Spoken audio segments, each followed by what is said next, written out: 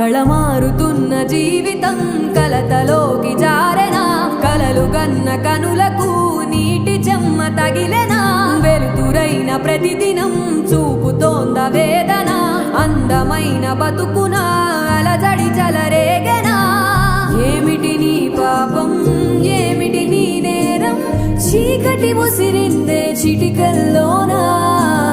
తీరదు నీ శోకం మార